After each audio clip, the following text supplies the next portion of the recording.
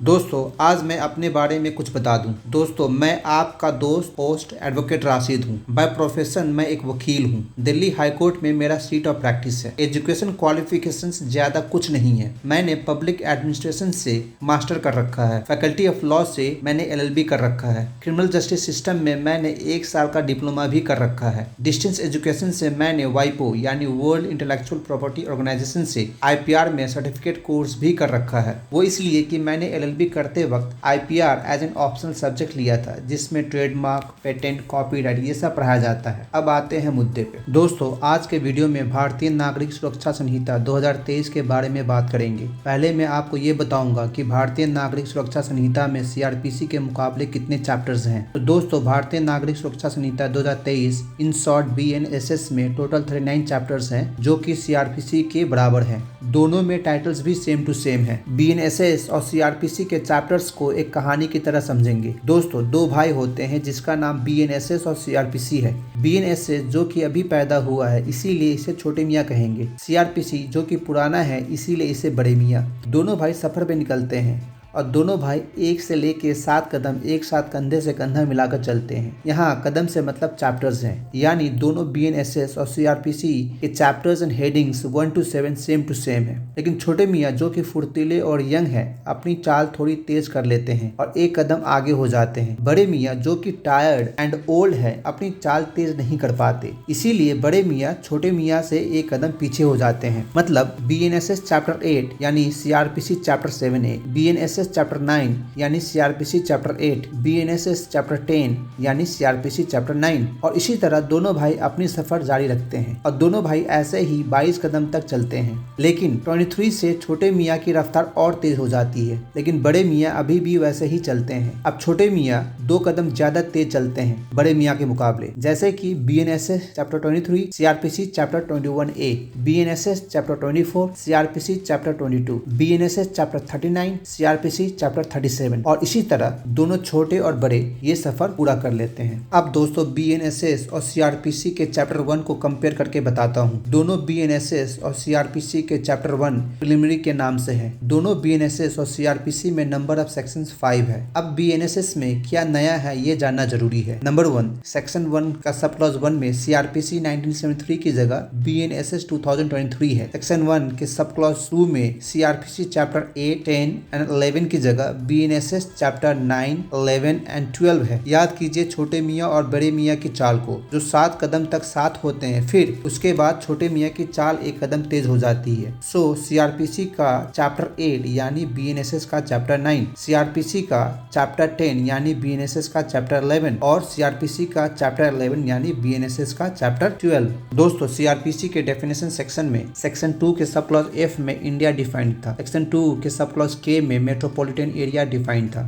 Section 2 के sub clause T में prescribe defined था। ये सब BNSS के डेफिनेशन क्लॉज में नहीं है, यानी BNSS में इंडिया के डेफिनेशन को एक्सक्लूड कर दिया गया है, मेट्रोपॉलिटन एरिया को भी एक्सक्लूड कर दिया गया है, प्रिस्क्राइब को भी एक्सक्लूड कर दिया गया है। ऐड क्या किया गया है ये अब देखते हैं। दोस्तों BNSS के डेफिनेशन सेक्शन में ये सब नया ऐड हुआ है। ऑडियो वीडियो इलेक्ट्रॉनिक मीन्स, जिसके अंदर वो हर कम्युनिकेशन डिवाइस आएगा जिसका पर्पस होगा वीडियो कॉन्फ्रेंसिंग में इस्तेमाल करना, आइडेंटिफिकेशन प्रोसेस में इस्तेमाल करना, जो कि एक्यूज्ड को पहचानने के लिए विक्टिम को सामने आने की जरूरत नहीं होती है। वो वीडियो कॉल के थ्रू अपने घर में बैठे मुजरिम की पहचान कर सकती है। किसी एविडेंस की सर्च और उसे जब्त करने में मदद करने वाली डिवाइस, वो डिवाइस जो इलेक्ट्रॉनिक कम्युनिकेशंस के थ्रू ट्रांसमिट करने में मदद करे। इसी डेफिनेशन सेक्शन में बेल भी डिफाइंड है। बेल किसी दोषी या सस्पेक्ट को लॉफुल कस्टडी से बॉन्ड पे या बेल बॉन्ड पे रिहा करना। इसी डेफिनेशन सेक्शन में बेल बॉन्ड डिफाइंड है। बेल बॉन्ड किसी को रिहा करना विथ सियोरिटी। इसे और समझने के लिए Arnesh Kumar versus state of Bihar और सत्येंद्र कुमार एंटिल वर्सेस CBI के केस लॉ को पढ़ना बहुत जरूरी है।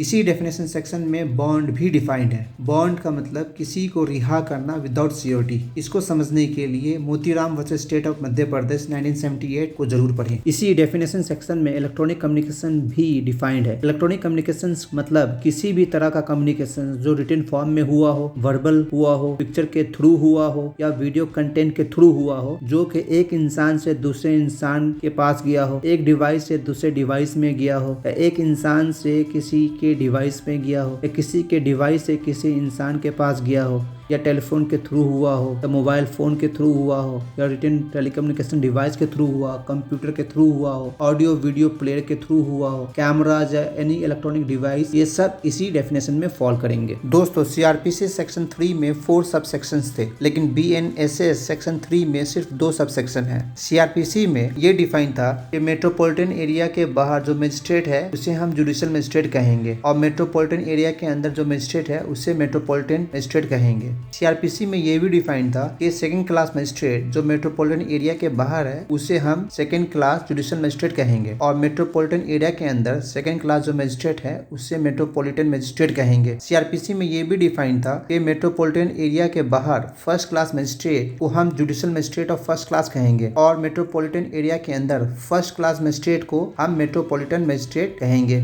अब ये बीएनएसएस में से गायब है। बीएनएसएस में सबसे पहले डेफिनेशन क्लॉज से मेट्रोपॉलिटन एरिया जो सीआरपीसी में डिफाइन था यहाँ एक्सक्लूड कर दिया गया है, इसीलिए मेट्रोपॉलिटन से रिलेटेड जितने भी क्लॉज हैं उसे भी इस नए प्रोसीजर लॉ में से गायब है। दोस्तों CrPC section 3 sub clause 2 and section 3 sub clause 3 में ये डिफाइन था कि जुडिशियल मजिस्ट्रेट अगर मेट्रोपॉलिटन एरिया के अंदर हो तो उसे हम मेट्रोपॉलिटन मजिस्ट्रेट कहेंगे। मजिस्ट्रेट ऑफ फर्स्ट क्लास को जुडिशियल मजिस्ट्रेट फर्स्ट क्लास कहेंगे, magistrate of second and third class को judicial magistrate of second and third class कहेंगे, प्रेसिडेंसी मजिस्ट्रेट को मेट्रोपॉलिटन मजिस्ट्रेट कहेंगे, और चीफ प्रेसिडेंसी मजिस्ट्रेट को चीफ मेट्रोपॉलिटन मजिस्ट्रेट कहेंगे। लेकिन ये सारे डेफिनेशन बीएनएसएस में कहीं भी डिफाइन नहीं है। बीएनएसएस के सेक्शन 3 में सिर्फ 2 सब क्लॉज है। सेक्शन 3 सब क्लॉज 1 ये कहता है कि फर्स्ट क्लास मजिस्ट्रेट और सेकंड क्लास मजिस्ट्रेट किसी भी एरिया के लिए फर्स्ट क्लास जुडिशियल मजिस्ट्रेट और सेकंड क्लास जुडिशियल मजिस्ट्रेट कहलाएगा, और ये CrPC section 3 sub clause 3 sub clause A and B में पहले से ही लिखा हुआ था, लेकिन इसे निकाल के